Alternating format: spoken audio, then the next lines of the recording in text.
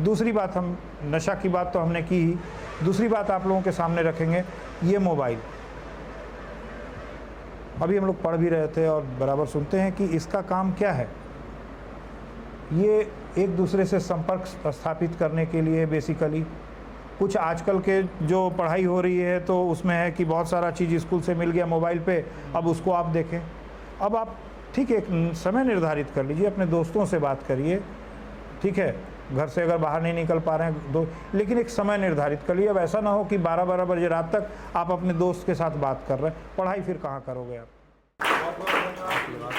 Principal साहब और यहाँ पर उपस्थित सबसे पहले इस स्कूल के जितने भी छात्र हैं, इंस्पेक्टर साहब, पत्रकार बंधुगण और शिक्षकगण, 2-3 बातें हम आपको बताना चाहेंगे। थोड़ा सा अभी एक प्रश्न आया था कि हालांकि उसके गहराई में हम नहीं जाएंगे, आपके द्वारा एक प्रश्न किया गया था कि आखिर आप इस जगह पे आते हैं, ऐसा नहीं कि वो पढ़ लिख के नहीं आते, वो भी पढ़े रहते हैं। तो उसका एक हमारी कार्यशैली जो है, हम 2-3 चीज़ों पे ये करते हैं कि भारतीय संविधान में यह बात स्पष्ट रूप से अंकित है, by the people, of the people, for the people. तो हम अपने संविधान से बड़े नहीं हैं, हमें जो भी काम करना है नियम संगत करना है, कानून के दायरे में रह के करना है, संविधान के द्वारा जो शक्तियां हमें दी गई हैं उसके तहत हमें कार्रवाई करनी है। हमारे जॉब में क्या लिखा रहता है, डीएसपी तो ठीक है, बट हम लोग अगर लिखते हैं तो हम लोग क्या लिखते हैं, गवर्नमेंट सर्वेंट, सरकारी नौकर, मालिक नहीं, नौकर, गवर्नमेंट सर्वेंट। अगर इंग्लिश में जाए तो गवर्नमेंट सर्वेंट, हिंदी में जाए तो सरकारी नौकर। तो हम अपने आप को वही मान के चलते हैं कि हम आपके लिए हैं, आपके सहयोग के लिए हैं। और हमारे यहाँ जो भी क्राइम, खास करके पुलिस का जो है कि क्राइम के अगेंस्ट जो है हमको आगे बढ़ के काम करना है, तो उसके लिए है। आपका एक प्रश्न था, हम आप ही के प्रश्न से चलते हैं, अपनी बात बाद में रखेंगे। आपने एक प्रश्न किया कि सर आप कैसे इस जगह पे आए। हम ये कहें कि आप हमारी बात छोड़िए, हम लोग जिस जगह पे हैं तो हम लोग यहाँ तक पहुँचे। हम आप सभी बच्चों से ये उम्मीद करेंगे कि आप सोच अपनी यहाँ रखें,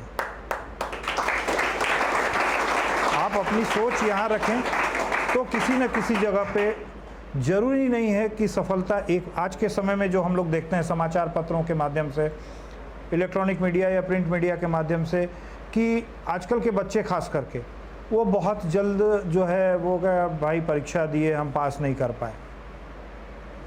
तो ज़रूरी नहीं है कि आप जिस चीज़ के लिए लगे हो सफलता आपको पहले ही चरण में मिल जाएगी, ये भी संभव नहीं है। बट और ये भी नहीं है कि सफलता मिलनी ही मिलनी है, लेकिन आप अपनी तैयारी उसके जिस क्षेत्र में आपको जाना है उस क्षेत्र के प्रति आप अपना लगन, वो उसमें कमी मत लाइए। हमारी 2 बेटियां हैं और घर में हम हैं, हमारी मिसेज हैं। हम अपनी दोनों बेटियों को एक ही चीज़ बराबर बोलते रहे, सर हम आपसे थोड़ा हट के बोलते हैं, क्योंकि आपकी और स्कूल का ये रहता है कि परसेंटेज। हम अपने दोनों बेटियों को कभी नहीं बोला कि बेटा पास कर जाओ। ज़रूरी नहीं है कि परसेंटेज 90 और 100 में 90 और 85 है, आप पास कर जाओ। क्योंकि हम आर्ट्स के स्टूडेंट हैं, साइंस के स्टूडेंट तो रहे नहीं हैं, इसलिए हम अकबर बाबर यही बोलेंगे। तो हम उन लोगों को एक ही चीज़ बोलते रहे हैं और अभी भी बोलते ही हैं कि अकबर कौन था। अगर अकबर के बारे में तुम पढ़ती हो कि सम्राट अकबर कौन थे, तो आप उसके बारे में जानिए।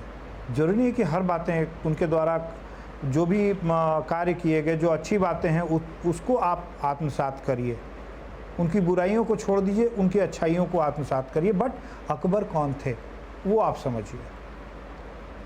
इससे ज़्यादा हमको नहीं कुछ कहना है। हम अपने दोनों बेटियों को बताएं कि परसेंटेज आपका 60 आता है कि 50 आता है कि 100 में 90 आता है, हमको उससे कोई मतलब नहीं है। लेकिन आपका लक्ष्य जहाँ है उसकी प्राप्ति आपको करनी है। 100% लाने वाले भी कॉम्पिटिटिव एग्ज़ाम में सफल नहीं हो पाते हैं, और 40% जो मैट्रिक 2 बार फेल कर चुका है वो भी एक ऊंचे ओहदे पे आज के डेट में है।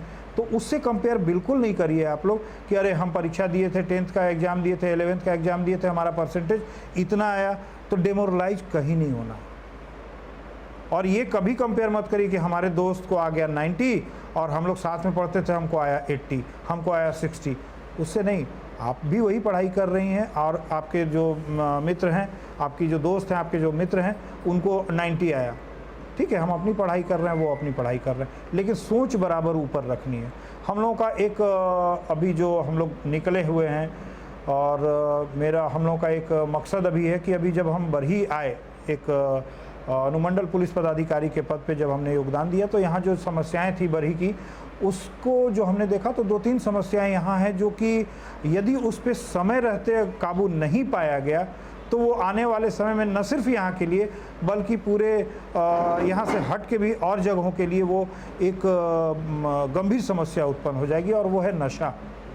आज जिधर जाएं तो उधर पता चलता है कि 1-2-4 लोग हैं, पैडलर जिसको हम लोग कहते हैं, वो हैं और वो लोगों को देते हैं। शुरुआत में देखिए, आप सभी लोगों को हम इस पे ये करना चाहेंगे कि दोस्ती रखिए, खेलिए, घूमिए, स्कूल जाइए, सारा चीज़ करिए, लेकिन बहुत आपके मित्र होंगे, चाहे लड़के हों या लड़कियां हों। लड़कियों में तो अभी तक इसकी सूचना नहीं मिली है, खास करके लड़कों में इस बात की जो सूचना हम लोगों को प्राप्त हो रही है।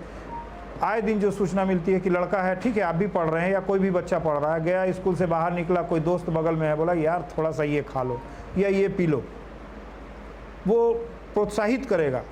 एक बार जहां आप ऐसे नशे के चक्कर में पड़े तो फिर उससे हट पाना, उससे निजात पाना बहुत ही मुश्किल हो जाएगा। इसलिए आप जब कभी घर से निकलते हैं, सबसे पहला ये काम करिए कि आप अपने गार्जियन को, ये नहीं कि हम 11th में आ गए, हम अपने माँ बाप को, भाई बहन को, बड़े भाई बहन को क्या कहेंगे, नहीं, आप उनको बताइए कि हम बरही चौक जा रहे हैं, हम यहाँ जा रहे हैं, हम इस दोस्त के पास जा रहे हैं। गार्जियन से जिस दिन आप झूठ बोले तो आने वाले समय में आपके लिए परेशानी का सबब बनेगा।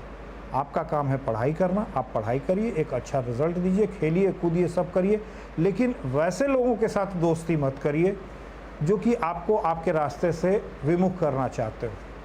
ऐसे लोगों से सदा दूर रहिए और निश्चित है कि आपको सफलता आपके कदम को चूमेगी। फिर हम ये बात बोलना चाह रहे हैं कि ये जरूरी नहीं है कि आप अपना मोटिव रखें कि हमको इस पद पे पहुंचना है, जरूरी नहीं है कि वो मिलेगा। हम अभी अपनी बात बताते हैं सर कि हमारी बड़ी बेटी है, अभी उसको हमारी जो इच्छा थी कि यूनिफॉर्म की नौकरी करे, तो यूपीएससी की तैयारी उसको करवा रहे थे। तो एक दिन आई और बोली कि पापा तैयारी अपना जो ये जिस कोचिंग में पढ़ना था वो अपना की। फिर हमको आके बोली कि पापा हम ज़रूरी नहीं लगता है कि हम सफल हो पाएंगे, तो हम अपने स्तर से हमारे ऊपर छोड़ दीजिए और हम आपको विश्वास दिलाते हैं कि ऐसा नहीं कि हम किसी मुकाम तक नहीं पहुंचेंगे, पहुंचेंगे। हम बोले कि बेटा हमारे तरफ से कहीं कोई बंदिश नहीं है, आपको जो करना बस हम ये चाहते हैं, और ये भी नहीं चाहते हैं कि बहुत ऊंचा पद पे आप पहुंच जाए। किसी भी जगह आप अपने पैर पे खड़े हो, ठीक है। ये नहीं कि आप किसी पद विशेष की बात हमने नहीं कही अपनी बेटियों को, बस आप अपने पैर पे खड़े हों और आपके नाम से हम जाने जाएं कि ये इनका पिता है। उस दिन हमारा मतलब हमको जितना गर्व होगा वो गर्व किसी माँ बाप को नहीं हो सकता है जिस दिन वो अपने बच्चों के नाम से जाना जा सकता है। तो आज IIM में उसका एडमिशन हुआ, वो अपनी पढ़ाई कर रही है, तो उसका लाइफ तो सेटल हुआ उस जगह पे। तो ज़रूरी नहीं कि आप जिस क्षेत्र में जाना चाहते हैं उसी क्षेत्र में जाएं। छोटी बेटी है 11th में अभी, उसको भी अभी हम बोलते हैं, जैसे घर में कुछ लोग बोलते हैं कि अरे देखो फलाने के बच्चे को वो 90% लाता है। हम बोले कि भैया ऐसा नहीं है कि आप 90% लाओ, परसेंटेज से हमको कहीं कोई मतलब नहीं है, लेकिन आप जो पढ़ाई कर रहे हो वो पढ़ाई। दूसरी बात हम ये कहना चाहेंगे कि आपका सबसे पहला गुरु कौन है, ये आप लोग बताइए। कौन? पेरेंट्स हैं। तो हम हर जहाँ भी बच्चों के साथ मुखातिब होते हैं वहाँ पे हम एक बात को रखते हैं कि आप लोगों ने पतंग उड़ते हुए देखा है? सभी ने देखा है? कभी आप लोगों ने देखा है कि अब पतंग का डोर जो है वो कहाँ रहता है? लटाई जिसको हम लोग कहते हैं, उस लटाई से बंधा हुआ होता है। या तो पतंग कट गया रास्ते में, जो आपस में जो लोग पतंग उड़ाने का ये करते हैं, कट गया तो पतंग जो मुख्य डोर है उससे जहाँ टूटा तो वो लड़खड़ाता हुआ गिरता है, वो भी देखा होगा आप लोगों ने। या लटाई से उसका डोर छूट जाता है, उस चीज़ को भी आप लोगों ने देखा होगा, देखा है ना। तो गार्जियन आपके वही लटाई है। जब तक आप अपने आप को अपने घर के माता पिता, बड़े बुजुर्ग, बड़े भाई, बड़े बहन से आप बंधे रहेंगे, उनके दिशा निर्देश पे चलेंगे, तब तक आपका लाइफ सेटल रहेगा, आप एक सही मार्ग पे चलेंगे। जिस दिन आप ये सोचेंगे कि हमारे माता पिता जी बेवजह हमको तंग करते हैं, बोलते हैं कि मोबाइल से बात मत करो, पढ़ाई पर ध्यान दो, बेवजह हमको परेशान करते रहते हैं, मन में आती होगी ये बात? ऑनेस्टली बताइए। जिनके चेहरे पे मुस्कान आएगी हम समझ जाएं कि आप समझ रहे हैं हमारी बात, कि पापा मम्मी भैया दीदी ये तो बेवजह बोलते रहते यार कि कहाँ मोबाइल में हो। नहीं, वो आपकी बेहतरी के लिए कहते हैं। और जब तक आप अपने माता पिता से बंधे हुए हैं, उनके दिशा निर्देश पे चल रहे हैं, उनका अनुपालन कर रहे हैं, आप लहराते रहिएगा। और जिस दिन इस डोर से आपका, इस लटाई से आपका डोर छूटेगा, आप किस जगह पे जाके गिरेंगे कोई नहीं कह सकता। दूसरी बात, हम नशा की बात तो हमने की ही, दूसरी बात आप लोगों के सामने रखेंगे, ये मोबाइल। अभी हम लोग पढ़ भी रहे थे और बराबर सुनते हैं कि इसका काम क्या है। ये एक दूसरे से संपर्क स्थापित करने के लिए बेसिकली, कुछ आजकल के जो पढ़ाई हो रही है तो उसमें है कि बहुत सारा चीज़ स्कूल से मिल गया मोबाइल पे, अब उसको आप देखें। अब आप ठीक है, एक समय निर्धारित कर लीजिए, अपने दोस्तों से बात करिए, ठीक है, घर से अगर बाहर नहीं निकल पा रहे हैं लेकिन एक समय निर्धारित कर लिए। अब ऐसा ना हो कि 12-12 बजे रात तक आप अपने दोस्त के साथ बात कर रहे हैं, पढ़ाई फिर कहाँ करोगे आप?